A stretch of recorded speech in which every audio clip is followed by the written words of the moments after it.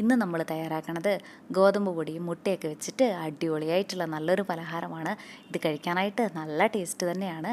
ഒരു തവണയിലും ഇങ്ങനെയൊന്ന് തയ്യാറാക്കി നോക്കണേ. അപ്പോൾ നമുക്ക് എങ്ങനെയാണ് നല്ല ടേസ്റ്റി ആയിട്ടുള്ള ഈ ഒരു സ്നാക്സ് റെഡിയാക്കുന്നതെന്ന് നോക്കാം. ഇതിനായിട്ടൊരു പാനിലേക്ക് 1 ടേബിൾ സ്പൂൺ ഓയിലാണ് ഒഴിച്ചു കൊടുക്കുന്നത്. ഓയിലൊക്കെ ചെറുതായിട്ടൊന്ന് ചൂടായി വരണ സമയത്ത് കുഞ്ഞായിട്ട് അരിഞ്ഞെടുത്തിട്ടുള്ള 1 ടേബിൾ സ്പൂൺ വെളുത്തുള്ളിയും ചെറുതായിട്ട് തന്നെ അരിഞ്ഞെടുത്തിട്ടുള്ള 1/2 ടേബിൾ സ്പൂൺ ഇഞ്ചിയും ഒപ്പം തന്നെ എരിവിനാവശ്യത്തിനുള്ള പച്ചമുളകും കൂടെ ഇട്ട് കൊടുക്കുന്നുണ്ട്. ഇനി ഒരു 30 സെക്കൻഡ് നേരം ഇതിങ്ങനെ ഒന്ന് ഇളക്കി കൊടുക്കുകയും കൂടെ ചെയ്യാം. അത് കഴിഞ്ഞാൽ ഇതിലേക്ക് ചേർക്കുന്നത് മീഡിയം വലുപ്പമുള്ള 2 സവാള ഇതുപോലെ ചെറുതായിട്ടൊന്ന് അരിഞ്ഞെടുത്തതാണ്. ഒപ്പം തന്നെ കുറച്ച് കറിവേപ്പിലയും 2 നുള്ളി ഉപ്പും കൂടെ ഇതുപോലെ ചേർത്ത് കൊടുക്കുന്നുണ്ട്. ഈ സവാളയൊക്കെ പെട്ടെന്നൊന്ന് വഴന്ന് കിട്ടാനായിട്ടാണ് നമ്മളിങ്ങനെ ഉപ്പ് ചേർക്കണത്. ഇനി 1-2 മിനിറ്റ് നേരം ഇതിങ്ങനെ ഒന്ന് ഇളക്കി കൊടുക്കുകയും കൂടെ ചെയ്യാം. അതിനുശേഷം മൂടി വെച്ചിട്ട് കുറച്ച് നേരം നമുക്കിത് നല്ലപോലെ ഒന്ന് വേവിച്ചെടുക്കാം. ഒരുപാട് സമയമൊന്നും എടുക്കില്ല. 2-3 മിനിറ്റൊക്കെ ആകുമ്പോൾ തന്നെ നമ്മുടെ സവാളയൊക്കെ നമുക്ക് നല്ലപോലെ വെന്ത് കിട്ടിയിട്ടുണ്ടാവും. നമുക്ക് ഈ സവാളയുടെ ഷെയ്ഡ് ഒത്തിരി അങ്ങ് മാറിക്കിട്ടേണ്ട ആവശ്യമില്ല, ഇത്രയും തന്നെ മതിയാകും. ഇനി ഇതിലേക്ക് ആവശ്യത്തിനുള്ള പൊടികൾ ചേർക്കാം. ഞാൻ 1/4 ടീസ്പൂൺ മഞ്ഞൾപ്പൊടിയാണ് ചേർത്തിട്ടുള്ളത്. ഒപ്പം തന്നെ 1/2 ടീസ്പൂൺ മുളക് പൊടിയും കൂടെ ചേർക്കുന്നുണ്ട്. മുളക് പൊടിയൊക്കെ എടുക്കുമ്പോൾ നമ്മുടെ എരിവിനനുസരിച്ചിട്ട് കൂടുതലോ കുറവോ ഒക്കെ നമുക്ക് ചേർക്കാം. ഇനി ഇതിലേക്ക് 1/2 ടീസ്പൂൺ ഗരം മസാലയും 1/2 ടീസ്പൂൺ ചിക്കൻ മസാലയും 1/2 ടീസ്പൂൺ കുരുമുളക് പൊടിയും കൂടെ ചേർത്ത് കൊടുക്കുന്നുണ്ട്. ഈ പൊടികളെല്ലാം ചേർത്തിട്ട് നല്ലപോലെ ഇതൊന്ന് മിക്സാക്കി കൊടുക്കുകയും കൂടെ ചെയ്യാം. ഇനി ഇതിലേക്ക് ആവശ്യത്തിനുള്ള ഉപ്പും കുറച്ച് മല്ലിയില ഇതുപോലെ പൊടിയായിട്ട് അരിഞ്ഞെടുത്തതും കൂടെ ഇട്ട് കൊടുക്കുന്നുണ്ട്. ഇതെല്ലാം കൂടെ ഇനി ജസ്റ്റ് ഒന്ന് മിക്സാക്കിയും കൂടെ കൊടുക്കാം. അതിനുശേഷം 1 ടേബിൾ സ്പൂൺ വെള്ളമാണ് ഒഴിച്ച് കൊടുക്കുന്നത്. നമ്മുടെ ഈ ഒരു മസാലയ്ക്ക് ചെറിയൊരു നനവ് കിട്ടാനായിട്ടാണ് ഇങ്ങനെ വെള്ളം ഒഴിച്ച് കൊടുക്കുന്നത്.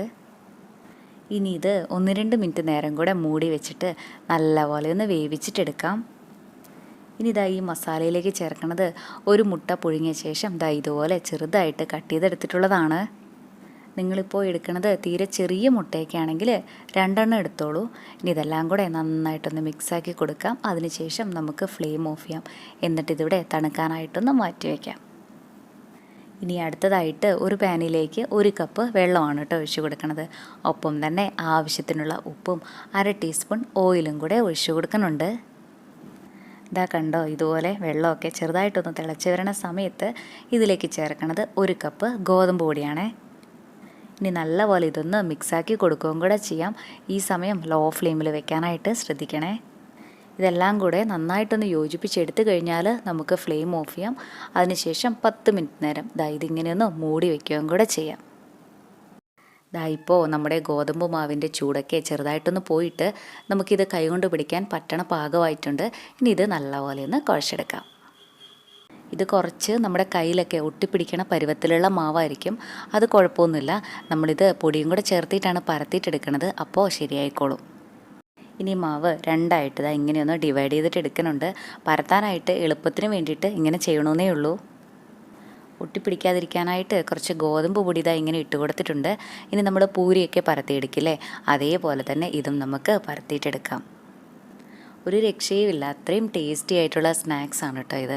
നമ്മുടെ ചാനലിൽ കുറേ നല്ല സ്നാക്സിൻ്റെ റെസിപ്പീസൊക്കെ ഉണ്ട്. കണ്ടിട്ടില്ലെങ്കിൽ ഒന്ന് കണ്ടു നോക്കണേ. അതുപോലെ നമ്മുടെ ഈ ചാനൽ ആദ്യമായിട്ടാണ് കാണുന്നതെങ്കിൽ സബ്സ്ക്രൈബ് ചെയ്യാനും മറക്കല്ലേ.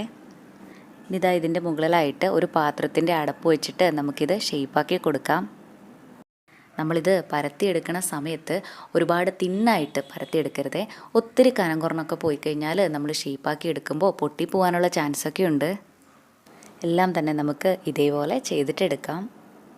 ഇനി ഇതിൽ നിന്നും ഒരെണ്ണം ഇങ്ങനെ എടുത്ത ശേഷം നമ്മൾ നേരത്തെ റെഡിയാക്കി വെച്ചിട്ടുണ്ടായിരുന്ന ഫില്ലിങ്ങില്ലേ, അത് നമുക്ക് ഇതിൻ്റെ നടുവിലായിട്ട് ഇങ്ങനെ വെച്ച് കൊടുക്കാം. അതിനുശേഷം 4 സൈഡിൽ നിന്നും ഇങ്ങനെ ഒന്ന് ആക്കി കൊടുക്കുകയും കൂടെ ചെയ്യാം. ഈ ഒരു ഷേപ്പിൽ തന്നെ എടുക്കണമെന്നൊന്നുമില്ല കേട്ടോ, നമുക്കിതിന് ഇഷ്ടമുള്ള ഷേപ്പ് കൊടുക്കാം. ഇതുപോലെ ഷേപ്പാക്കിയിട്ട് എടുക്കുമ്പോൾ ഒട്ടും തന്നെ ഗ്യാപ്പില്ലാത്ത പോലെ ലോക്കാക്കിയിട്ട് എടുക്കാനായിട്ട് ശ്രദ്ധിക്കണേ. അല്ലെങ്കിൽ നമ്മളിത് എണ്ണയിലേക്ക് ഇട്ടിട്ട് ഫ്രൈ ചെയ്യുന്ന സമയത്ത് ഈ ഫില്ലിങ്സൊക്കെ പുറത്തു വരാനുള്ള ചാൻസ് ഉണ്ട്. ഇനി അടുത്തതായിട്ട് നമുക്ക് എടുക്കേണ്ടത് 3 ടേബിൾ സ്പൂൺ മൈദ കുറച്ച് വെള്ളം കൂടി ഒഴിച്ചിട്ട് നല്ലപോലെ ഒന്ന് കലക്കി എടുത്തിട്ടുള്ളതാണ്. ഒപ്പം തന്നെ കുറച്ച് ബ്രെഡ് ക്രംസും. ഇത് ഞാൻ 3 സ്ലൈസ് ബ്രെഡ് ജസ്റ്റ് മിക്സിയിലൊന്ന് പൊടിച്ചെടുത്തു. അതിനുശേഷം നല്ലപോലെ ഒന്ന് ചൂടാക്കി എടുത്തിട്ടുള്ളതാണ്. ഇനി ഇത് ഇങ്ങനെ ഈ മൈദ മിക്സിലൊന്ന് മുക്കിയിട്ട് ബ്രെഡ് ക്രംസിൽ കൂടെ കോട്ട് ചെയ്തെടുക്കണമുണ്ട്. എല്ലാം തന്നെ നമുക്ക് ഇതേപോലെ ചെയ്തിട്ടെടുക്കാം. ഇനി ഇതെല്ലാം തന്നെ നന്നായിട്ടൊന്ന് ഫ്രൈ ചെയ്തിട്ടെടുക്കാം. അതിനായിട്ടൊരു പാനിലേക്ക് ആവശ്യത്തിന് ഓയിൽ ഒഴിച്ച് കൊടുത്തിട്ടുണ്ട്. ഓയിലൊക്കെ ചൂടായി വരുന്ന സമയത്ത് നമുക്കിത് ഓരോന്നായിട്ടങ്ങ് ഇട്ട് കൊടുക്കാം. ഈ സമയം ഹൈ ഫ്ലെയിമിൽ വെച്ചാലും കുഴപ്പമൊന്നുമില്ല. നമുക്കിതിൻ്റെ അകമൊന്നും കാര്യമായിട്ടൊന്നും വെന്ത് കിട്ടാനായിട്ടൊന്നും ഇല്ലല്ലോ, പുറം മാത്രമല്ലേ വേകാനായിട്ടുള്ളൂ.